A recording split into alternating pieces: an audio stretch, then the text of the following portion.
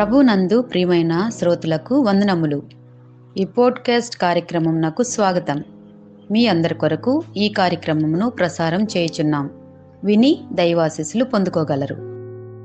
ప్రియమైన శ్రోతలకు మన ప్రభువైన యేసుక్రీస్తు నామములు శుభోదయం. శ్రోతలారా, బాగున్నారా? మీ కొరకు ప్రతి దినం ఫీబా ఇండియా పక్షముగా ప్రార్థన చేస్తున్నాం. రండి, ఈ ఉదయకాలము దేవుని సన్నిధిలో వాక్యాన్ని ధ్యానం చేద్దాం. Friends may fail but God never fails అనే అంశాన్ని ఉదయకాలం మీ మధ్యన చెప్పడానికి సిద్ధపడుతూ ఉన్నాను.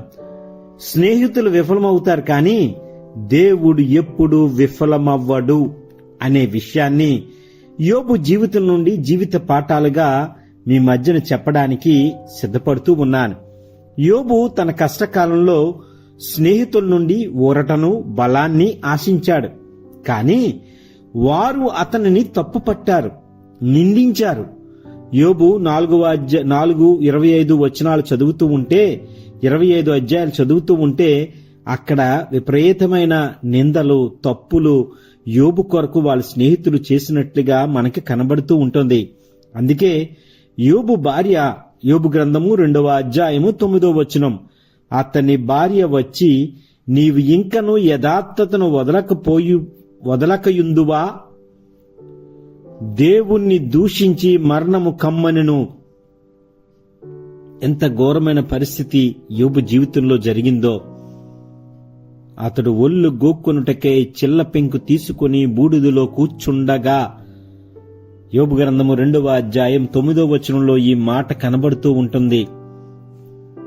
మనుషులు విఫలమవుతారు, గాని దేవుడు ఎప్పటికీ విఫలమవ్వడని యోబు జీవితం బలమైన సాక్ష్యంగా దేవుడు ఈ ఉదయకాలం మనకు చూపిస్తూ ఉన్నాడు.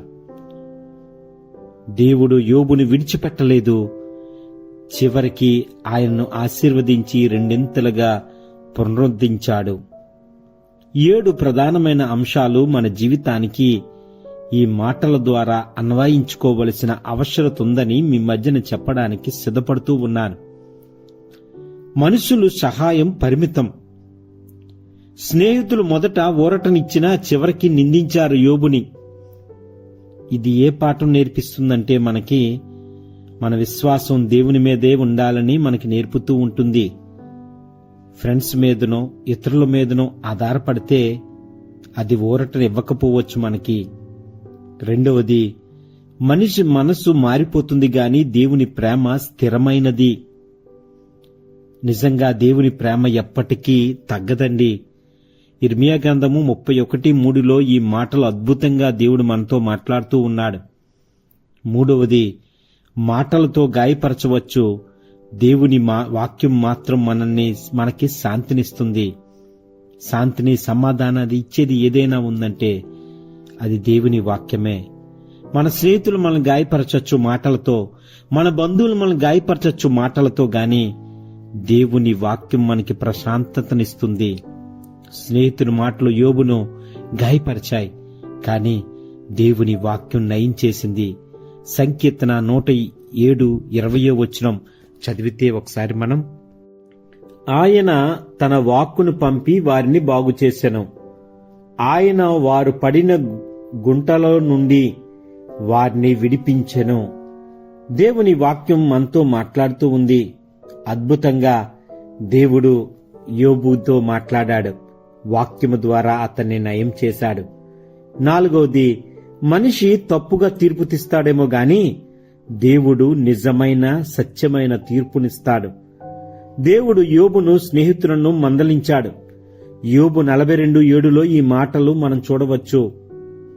ఐదవది, దేవుడు ఎల్లప్పుడూ మనతో ఉంటాడు. హెబ్రీయులకు రాసిన పత్రిక 13:5లో ఉన్న మాట, నేను నిన్ను విడువను, నిన్ను ఎడబాయను, వదలను అన్న వాగ్దానం నిజమైనదిగా యోబు జీవితంలో మనకి సాక్ష్యంగా కనబడుతుంది. ఆరవది, కష్టాల్లో మనుషులు దూరమవుతారు, కానీ దేవుడు దగ్గరవుతాడు. ఆయన బాధితులకు సమీపంగా ఉన్నాడు. కీర్తన 34:18 వచనం చదివితే, విరిగిన హృదయము గల వారిని యెహోవా ఆసన్నుడు, నలిగిన మనస్సు గల వారిని ఆయన రక్షించును. ప్రియమైన వారలారా, విరిగిన హృదయం గల వారికి ఆయన ఆసన్నుడు, నలిగిన మనస్సు గల వారిని ఆయన రక్షించును. 7వది, దేవుడు మాత్రమే పునరుద్ధరిస్తాడు మనల్ని. స్నేహితులు కేవలం విమర్శించారు యోబుని, కానీ దేవుడు ఆశీర్వదించాడు. యోబు 42:10, 12 వచనాలు చదివితే యోబు జీవితం మనకి ఏమి బోధిస్తుంది ఈ మాట ద్వారా అంటే, మనుషులపై ఆధారపడకూడదని, వారు విఫలమవుతారని మనకి బోధిస్తుంది. 2వది, దేవునిపై ఆధారపడితే ఆయన ఎప్పటికీ విఫలమవ్వడు, అది మనం అనుభవిస్తాం. 3వది, మనం ఎదుర్కొనే ప్రతి కష్టంలో ఆయన మనతోనే ఉంటాడు అని దేవుడు ఈ ఉదయకాలం మనతో మాట్లాడుతూ ఉన్నాడు. స్నేహితులు విఫలమవుతారు, కానీ దేవుడు ఎప్పుడు విఫలమవ్వడు. ప్రియమైన వారలారా, ఆలోచన చేసుకుందామా?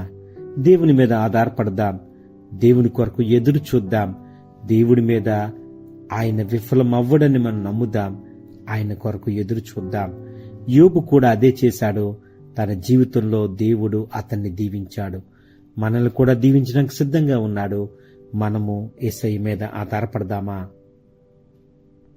ఈ కార్యక్రమమును గూర్చి మీ సలహాలు మరియు మీ ప్రార్థనా అవసరతల కొరకు మమ్మను సంప్రదించవలసిన మా ఫోన్ నంబర్ 9448508503 మరియు ఈమెయిల్ ఐడి info@fibaonline.org. మా ఫోన్ నంబర్ మరొకసారి 9480585039.